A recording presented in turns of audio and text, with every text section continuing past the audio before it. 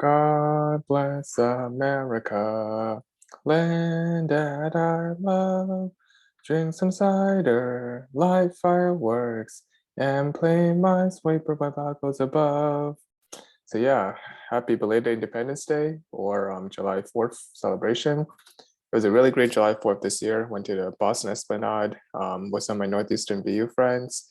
We had a lot of fun, but also very important, guys, stay safe during July 4th. There's been some pretty unwieldy incidents in Chicago, Minnesota areas, and with some good friends and Optum of mine that's actually in Chicago, Minnesota. Pray for them to be safe. So always be safe than sorry. You can always watch fireworks virtually or at home. You don't have to do in person, but just for good old time's sake, we do that. It's like a Boston tradition, but definitely be aware of safety. Regards to today's episode, Minesweeper, in respect of those victims of July 4th, we're going to not say the word bomb anymore. That's right, no bomb. That word is canceled, like from cancel culture. We're not going to say the word bomb anymore for today's episode. Let's say the word firework instead. The reason why I mention such a loaded word is we're about to play the computer science OOP classic Minesweeper, or in Chinese, delay. So the game of Minesweeper is very much a game of recursion, determining like how to solve sub-problem after some problem. And for today's episode, we break it into 3 basic categories, which I will show you on my screen.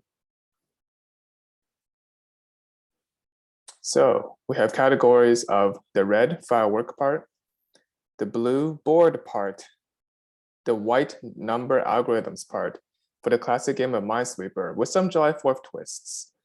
This solution is loosely based on Gail Lachman-McDowell's CTCI Chapter 7, Problem 10. So our solution won't be as convoluted as Gail's, because Gail's includes some edge case. We're just going to make it really simple, like general Minesweeper.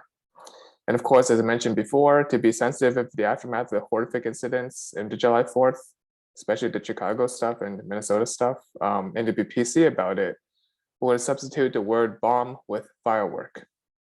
And that's right, firework lives matter. So part A, setting up the board.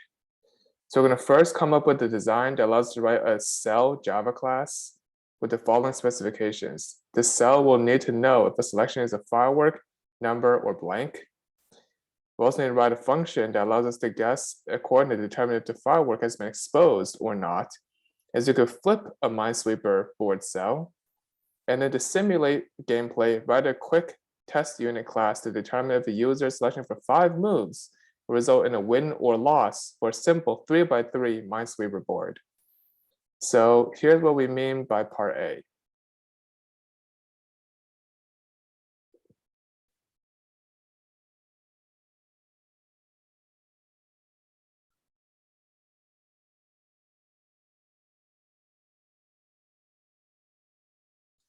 So yes, on this whiteboard, we mean by part A. So part A, we have the following. We will have the following solution. So we'll have a public class cell. And this is like basically based on Gail's solution anyways, but she does a pretty good job explaining, better than I do, of course, of what it goes. So in this public class cell, we have the following. We have basically 4 individual initiator variables. So we have int row, int call. We also have private, and Boolean is firework. So remember, not using the word bomb here. We're trying to cancel the word bomb. It's not appropriate for this year. We're also going to have int number, the guess. And then finally, we're going to have 2 more Booleans. Private Boolean is exposed, which is originally false. And then private Boolean is guessed, which is also false. So within this function, we're going to have a few methods. So we're going to need some getters and setters for the variables. So I'm just going to do a couple here. So I'm going to do a public, and then because this is a getter, we're trying to return a value. So here's something you need to be careful with regards to OOP. A getter is where you return the value. A setter is where you set the value, not the other way around. Or you can be like basically blowing fireworks up your pants. It's going to be a disaster. So public this is a return a value int row getter. We're going to instead return row. And now we're going to have a setter variable here, setter method public void set getter, where we take in the row and you do this dot row equals row. And that's basically it. And repeat this for like the rest of the variables. And that's basically how you set up the setters and getters. Up next, you also determine if you want to flip the thing. So public boolean is flipped firework. And for this, you basically determine if not is exposed, then basically determine is guess not equal.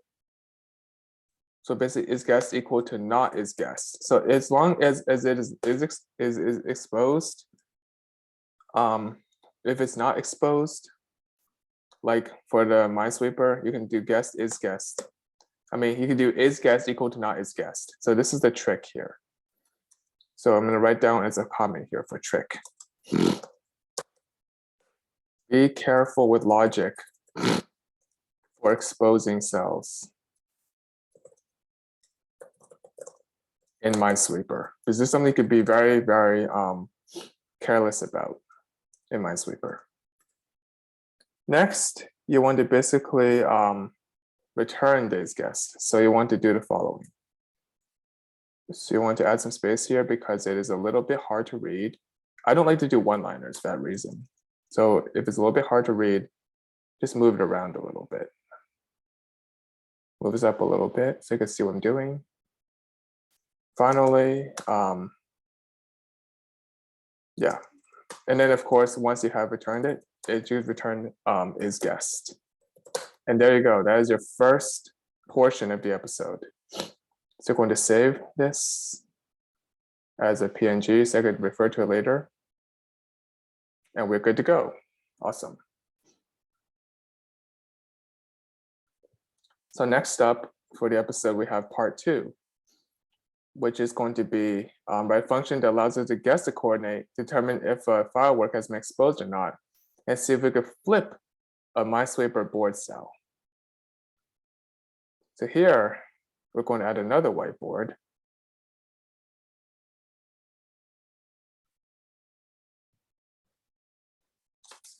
That allows us to determine if we can flip the thing or not. So we've already actually done part B, so we're now going to do part C, the test cases.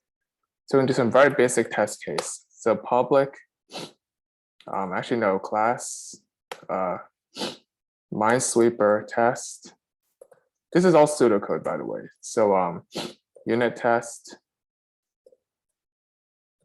dot test case.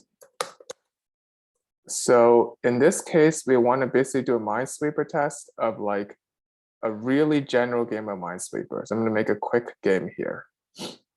I know I really suck at drawing boards, but whatever. It was 4th of July, cut me some slack. I didn't go to work till like 1 anyways. So let me just draw a really quick game of Minesweeper. So it's not like a game of tic-tac-toe and that you know what your opponent is doing. It's you versus the CPU, basically. So let's say, for example, we put a bomb here. And we have the following values. We have a red. We have a blue here. We have another red here. So based on the algorithm of Minesweeper, we have the following scoring strategy. Red is 1 point, blue is 2 points. And of course, if you're lucky enough, white is 3 points. Just like the American flag, you know, very patriotic scoring strategy. Weird. Huh, okay, weird. Trying to figure out how to get this in one line. There you go. So yeah, so now you have a red, blue, and a red. So for the game of Minesweeper, we want to determine whether we want to win or lose, right? So we want to win. So let's do the following. Let's do one Minesweeper object. So this is based on OOP. So we can do, for example, Minesweeper ms equals new Minesweeper. And Minesweeper takes in two variables. It takes in a row and a column. So for example, we're going to do row 1, column 1. So then we choose the red. And since we chose the red, we're safe because we haven't hit the bomb yet. We can do another Minesweeper.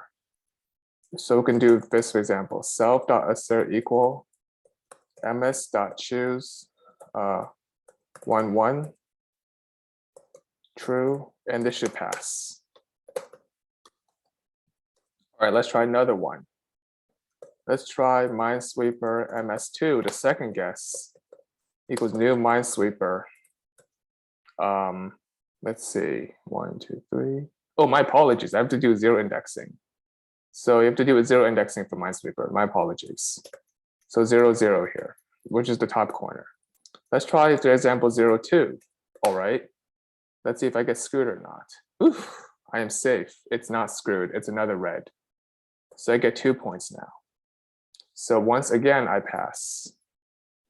So you want to avoid basically getting the X, which is the bad firework, which will end the game. So if you ever get the X, you get the game over, and that's not good.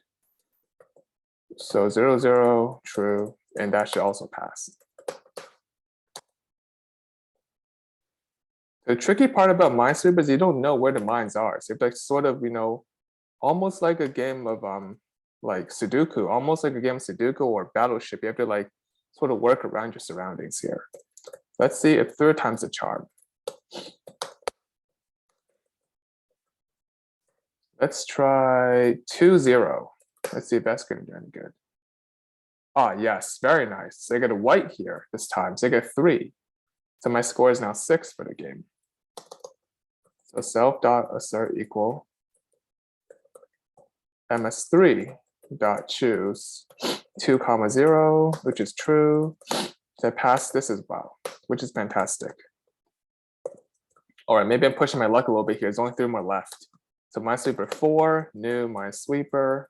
So I only have 2 mines in this episode, in this particular board, which is pretty easy.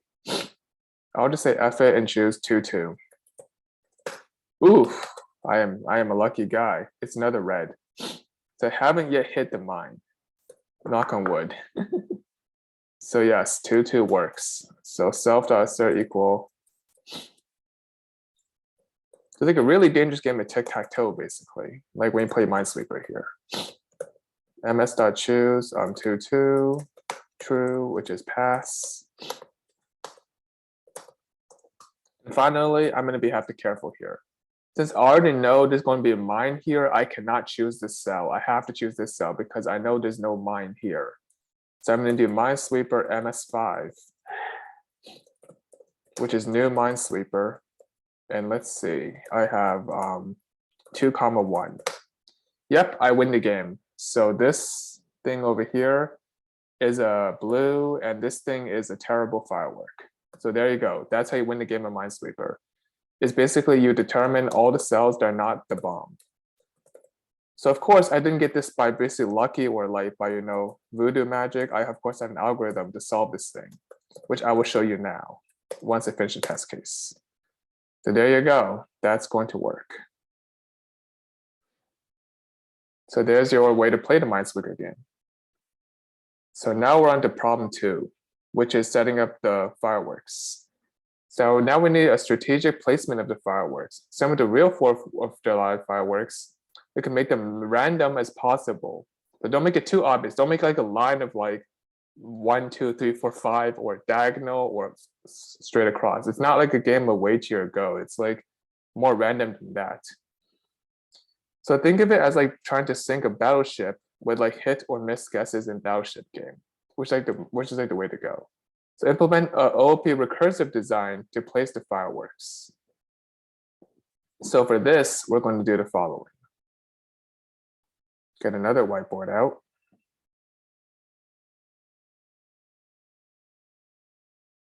So for this recursive design, we'll need to think a little more carefully here. So we have another, this time a much bigger Minesweeper game. A more serious game, I'd say. Like is not drawn to scale, but a more serious game, I'd say. So because this is a more serious game, there are way more mines, which means way more easy way for you to lose the game. So you need to be a little careful here. So because this is not the whole solution, I'm going to only write pseudocode for the algorithm here. Whoops, I did not mean to do that. Undo, yeah. There we go, text. So here's like the pseudocode for the algorithm. Public class init board. So this is the only algorithm I'm going to write full pseudocode because it's very important to understand how to initialize the board. I know Gail doesn't go over this, but I'll go over it because Gail likes to take it pretty easy. So to init the board, you have the following. You have a public string double array of fireworks here, which is a new string double array. And then basically for row in fireworks.length, and then for column in fireworks.length, because we want to make it random, we're going to import a random variable here. So we're actually going to import a random. So import java.util.random. This is all pseudocode. So just do something really simple like fireworks. How to do this again? I think about this for a second. Oh yes, fireworks row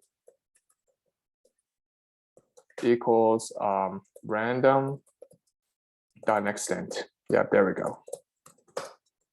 See, I don't even have to memorize like everything from Java. I could just like remember the basics. And this is another random dot extent. And of course, this is how you basically set the board.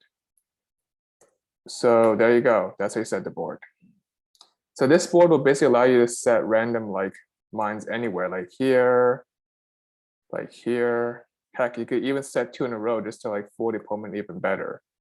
But one place you may never want to set the firework is the corners. The reason why, because they'll take the game way too long to finish. If you set everything in the corners, you'll have to guess O of n squared, which is not efficient. So you want to like set it somewhere close to the middle or like at least strategically around the board. This is a game of strategy more than anything. So export as PNG here and continue the episode. All right, now we have to implement the board, which will be able to initialize the original board. I'm flipping cell to see if it contains a firework, and expanding the blank areas that do not contain fireworks. So this, we're going to sort of, quote unquote, use Gail's strategy. So here we go, another one. So we're going to sort of use Gail's strategy here. Let's have enough space for this. Yeah, good, okay. So we have another public class, board. So the board class really is a very important class because if you don't have this class initialized right, you can't even play the game. So first you have private int, n rows, n calls. And they're gonna have private int fireworks. Well, this time we're gonna have number of fireworks. So this, we're gonna have firework number equals 0. So the maximum fireworks you can have for anything is going to be basically the ceiling of n row divided by n column, divided by 2. So you want to make sure you don't have any more than like half the board of fireworks. Otherwise, you can't even win the game because you have not enough turns. That's the maximum fireworks you can have in the game of Minesweeper. Then you have a private cell object, which has all the cells, of course. They have a private cell object again, which has all the fireworks. I'm going to do firework location. And then finally, private int num unexposed fireworks remaining, which is going to be initialized to 0. So you're going to be able to basically set up the board here, which is pretty much public, the board constructor variable. Int R, int C, int B, you know, blah, blah, blah. Then here you're going to have So I'm not gonna write down the whole variables, just like basically a bunch of setup methods like setters and getters again. So basically private, you don't make sure this is private, because you don't want the player thinking, oh, that's where the fireworks are. Because then that's cheating. You don't want people cheating in the game. So you want an init board, which we did the last episode, which we did the last step. So just refer to previous part of episode. And then we want to basically have a private Boolean, flip cell, determine if we want to flip a cell or not. And then finally, we have a private void expand blank. So like determine if we want to expand the blank cells or not. So. Then we have a private. So Gale uses the return user play result. I'd rather just do void. I don't want to do something too complicated. So private void play flip. And this is going to be just flipping the cell again. So this is really easily just flipping the cell they play. It's sort of like Yu-Gi-Oh, which I don't want to mention because I know Kazuki Takahashi, a great bro of mine, died. He went to the Shadow Realm.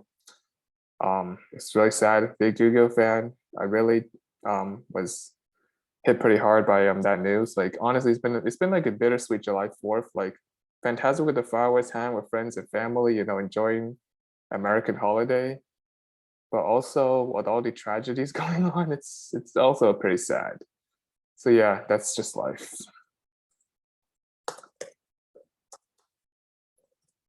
All right, so that's another function here. And then private int get num remaining fireworks, which is really just a simple function determine fireworks. Return number of fireworks remaining. And here is a really simple function you probably have. Private is winner. If the num unexposed fireworks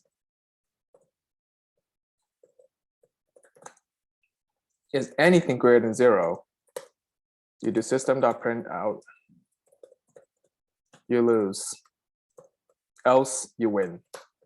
That's it. So if any fireworks has more than 0, you basically lose the game. You have to start the game over. So that is your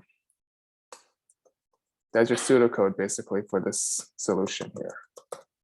And I'm gonna move this a little bit up because I'm running out of space. All right, there we go. And then of course, GitHub's user play, I'm not gonna worry about that. The user play is something that you can customize. So today's episode is really to talk about more the strategy of the game, not necessarily how to play the game. That's something you like basically do in your own time. So like, yeah, that's basically it. All right, time to show the final part of the episode. So you have some algorithms. Oh, not yet. We also have to implement a scorecard to determine how many points we score. And we can score the following. If we get a red number, we get 1. If we get a blue number, we get 2 points. And if we happen to get lucky, a white, we get 3 points. However, if we hit fireworks, we get a score of 0, and the game gets a game over. We can win the game if all the remaining cells were hit without hitting a single firework. So you can imagine why Mr. Beast doesn't play Minesweeper in real life now, because in real life, if people get blown up or if fireworks get blown up, Mr. Beast is gonna get he's gonna have some issues. Shout out to Mr. Beast, by the way, having a great YouTube channel. So for this, it's actually quite simple. We have a scoreboard function.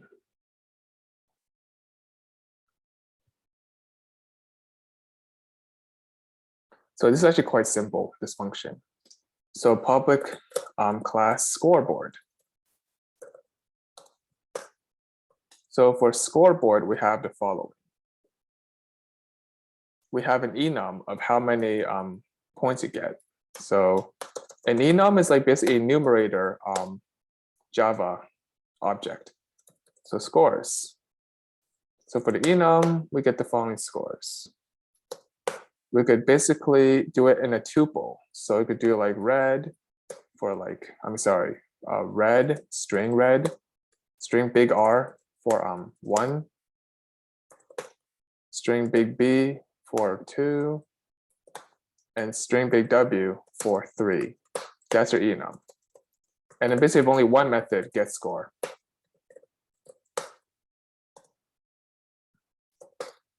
So we do like a case switch there. So we do like a switch statement here. So you only need one variable to get score, which is of course going to be private int score. And score originally is 0. So switch statement. So if R, so if scores dot get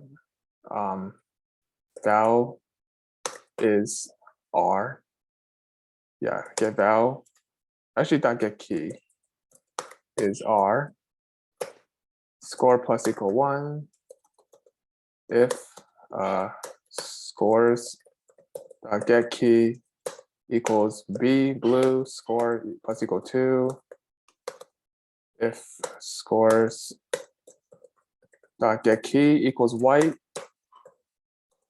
score plus equal 3, and of course else, and then basically get another Boolean here. So private Boolean has hit firework, which originally is false. So else, if not, if have, else if has hit firework equals true, you print out, do you lose the game?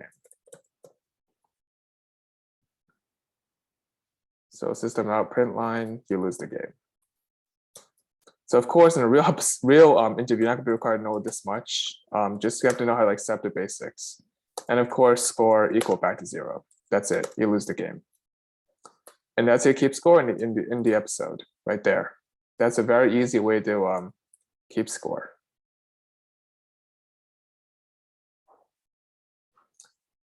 All right, so now we're going to wrap up the episode.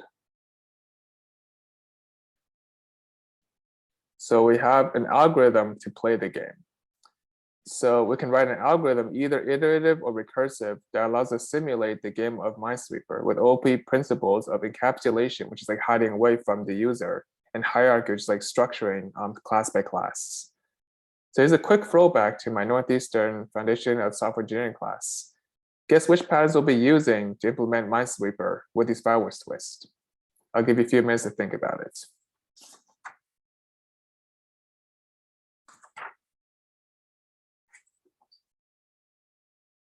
All right, if you said builder pattern and singleton pattern, you may want to retake the course. It's not those two.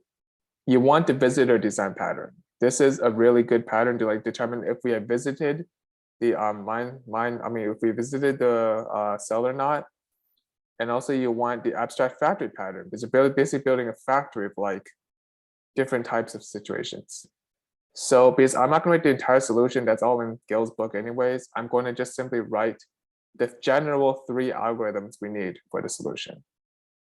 So one last time, I'm going to have the whiteboard. So here's like the general solution for this particular episode. Whoops, shoot. Oh, right, cool. It's notebook style. I love it. It's even better.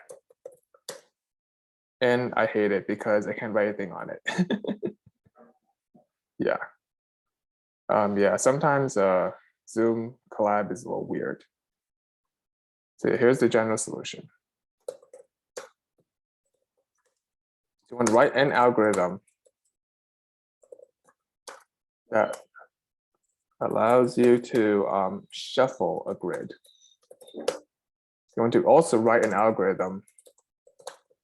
So I'll have the full solution in the actual like coding of the episode and in my GitHub, but it's like a general algorithm. So write an algorithm to allow you to set the number, or in this case, colored cells that do not contain fireworks.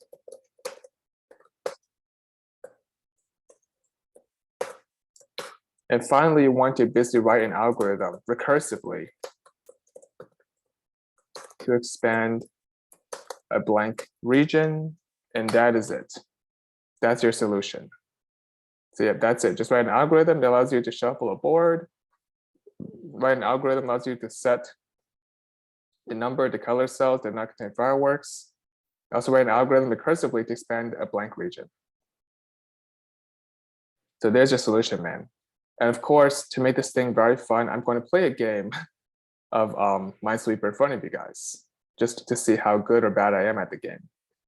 So I'm going to play one quick game of Minesweeper here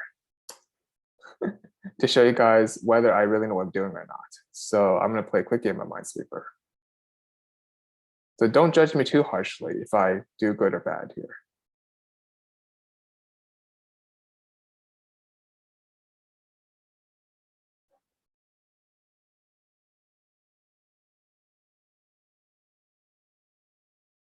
All right, there we go.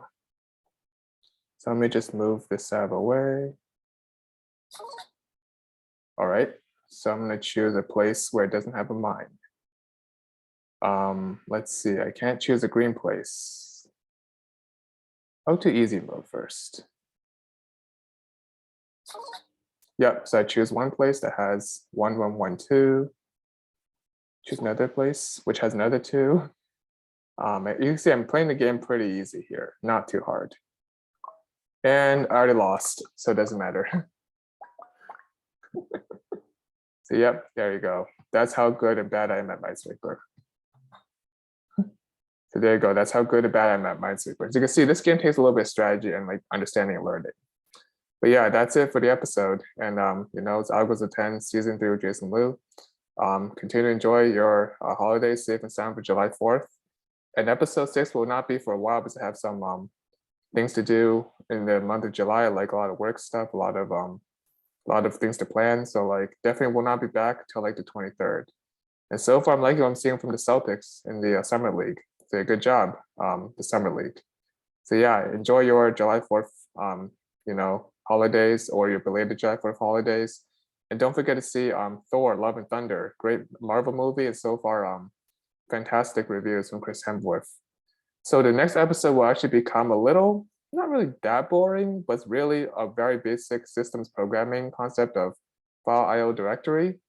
To jazz it up a little bit, I'm going to actually make it related to one of my most favorite games in Northeastern Crew Boston and BU Crew Boston games. I'm going to make it based on Settlers of Catan. So I'll be having files and directories of Catan for the next episode on July 23rd.